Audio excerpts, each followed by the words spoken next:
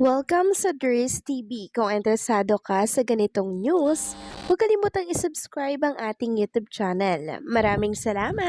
Welcome back again sa ating YouTube channel mga kakimpaw, and sa update natin ito ang pag-uusapan natin ay tungkol sa mga importanteng kaganapan kina Kim and syempre kay Paolo Avellino.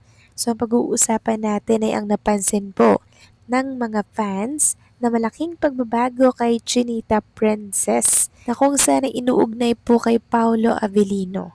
Pag-uusapan natin ang tungkol dito, pero bago po ang lahat, maraming salamat sa inyong patuloy na pagsuporta at pagsubaybay sa mga daily update natin. Kaya naman bilang pasasalamat, narito po ang isang napili kong komento patungkol ito sa naging previous update. Mula ito kay Ginang Eya, sabi niya dito tahimik ang Kim Pao, nag-aaral sila ng Korean speech para sa Korean project. Hayaan natin sila para makapag-focus. Bashers ignore, basta alam natin Kim Pao, hindi kayang sirain. Super na ang relasyon nila, di na magkakalayo laging magkasama. Certified couple, the one and only Mr. and Mrs. Kim Pao Chobelino. Kahit anong gawin nyo, God loves Kim Pao. Congrats, prayers, and wishes. All the best, safe, good health, and happiness, Kim Pao. Forever and ever, good luck and God bless. Maraming salamat po sa inyong komento. Ginang Eya, yes, tama po kayo dyan.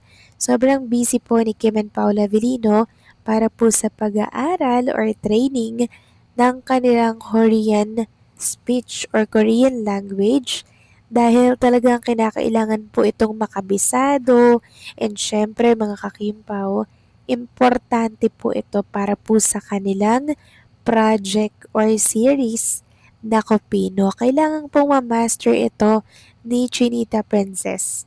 Ganun din syempre ni Paolo na kung saan kahit siya po yung Pinoy sa series na yun, kinakailangan niya pong makasabay sa Korean language ni Chinita Princess. About naman po sa mga bashers, deadman na lang po natin yan dahil alam naman natin na wala po silang kayang gawin kundi magtago sa mga dummy account na ginagamit nila para po batikusin at siraan si Chinita Princess. Basta focus lang po tayo sa mga magagandang happenings kay Kim and kay Paolo. So maraming salamat po sa inyong komento. Ginang Eya, God bless po and pabuhay kayo. So ito na nga pag-usapan na natin mga kakimpa, mga topic po na nakalap natin sa update na to at tunahin nating pag-usapan ang nakuhang views ni Chinita Princess nung time po na nakikipag-usap po siya dito po sa It's Showtime ng Chinese language dito po kay Linda Walker na kung saan ay pumalo na po ng 30 million views. Grabe mga kakimpaw, di ba? Pumalo ng 30 million. So ilang araw pa lang to, pero ganito na po yung itinakbo ng views dito po sa mundo ng social media. Isang patunay lamang na talaga namang marami pong nakaalam at nakapanood na mahusay na tunay si Chinita Princess, lalo na po sa pagsasalita ng wikang Chinese. Samantalang pag-usapan naman natin ang tungkol dito sa top 30 trending scene from The Alibay. Grabe, sobrang daming trending po ng mga eksena ni Chinita Princess and Paula Avellino dito, and lahat yon milyon-milyon po ang views mga kakimpaw. Sabi nga dito, top 30 trending scene from The Alibay. Ano ang pinaka-favorite mo?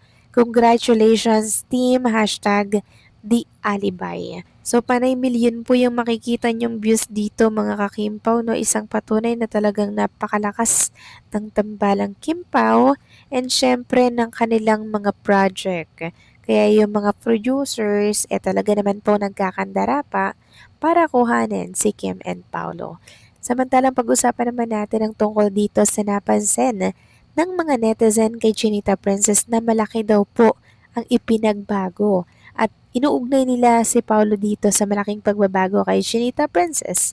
Bakit kaya? Sabi kasi dito sa isang write-ups, sentro na naman ang usapan si Kim Chu matapos mapansin ng ilang netizens ang tila pagbabago sa kanyang pangangatawan sa mga kamakailan niyang paglabas sa publiko. Ayon sa ilan, mas blooming at mas healthy umano ang itsura ng aktres ngayon kumpara sa nakasanayan ng marami. Marami ang nagpahayag ng paghanga sa bagong aura ni Kim at sinabing mas lalo itong nagbigay ng dagdag na glow sa aktres. Bukod sa kanyang natural na kagandahan, kapansin-pansin din umano ang mas masigla at fresh na dating nito sa telebisyon at sa iba't ibang events na kanyang dinadaluhan. Sa social media, umani ng positibong komento ang mga larawan at video ni Kim.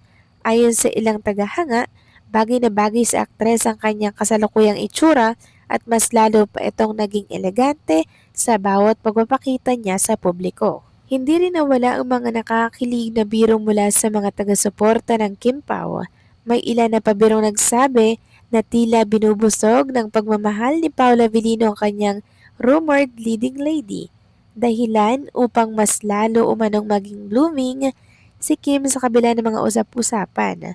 Wala namang pahayag sina Kim at Paolo hinggil sa naturang mga komento. Nanatili pa rin pinag-uusapan ng mga netizens ang mga ito habang patuloy namang nagbibigay suporta ang kanilang mga tagahanga sa tambalan ng dalawa. Samantalang patuloy na inaabangan ng Kim Pao fans ang mga susunod na proyekto at mga pampublikong paglabas ni na Kim Cho at Paula Avellino na patuloy na nagbibigay ng kilig at kasiyahan sa kanilang supporters. So grabe naman yung balitang to mga kakimpaw, di ba? Iba daw yung aura ni Junita Princess, tapos medyo tumaba daw, naging blooming kumpara po nung time na may karelasyon siya, nung time na nasa maling tao siya mga kakimpaw na talaga naman pong hindi natin makikita na ganito yung itsura ni Junita Princess. Ibig sabihin, hiyang po siya kay Paula Avellino at talaga naman pong binubusog ng pagmamahal, pagsuporta, and syempre paggabay na dapat lamang po talagang ibigay kay Junita Princess. Kasi deserve niya po yan mga kakimpaw eh. Para sa isang babaeng mapagmahal, maalaga, and syempre mapagkakatiwalaan, deserve na deserve ni Junita Princess ang treatment ni Paolo Avellino na talaga namang ayaw na ayaw po ni Paolong mawalay kay Junita Princess. So ganyan mo magmahal si Paolo Avellino mga kakimpaw. Talagang malalaman natin na seryoso talaga siya. 'Di ba? Talagang ito yung babaeng papakasalan niya. And ito po yung babaeng seseryosohin talaga niya habang buhay. O, 'di ba mga kakimpaw? Kaya panatag po tayo kay Paolo. Kasi si Paolo, mukhang inlababo talaga kay Chinita Princess. Ramdam naman natin yun, di ba? And alam naman natin ang gusto ni Kim Chu, mas mahal dapat siya ng lalaki kumpara po sa mas mahal niya ang lalaki para sure na nga naman po, di ba? Na hindi na siya iiwanan. Sabi nga ni Kim Chu, sana this time tumama na daw po siya. O, di ba mga kakimpaw?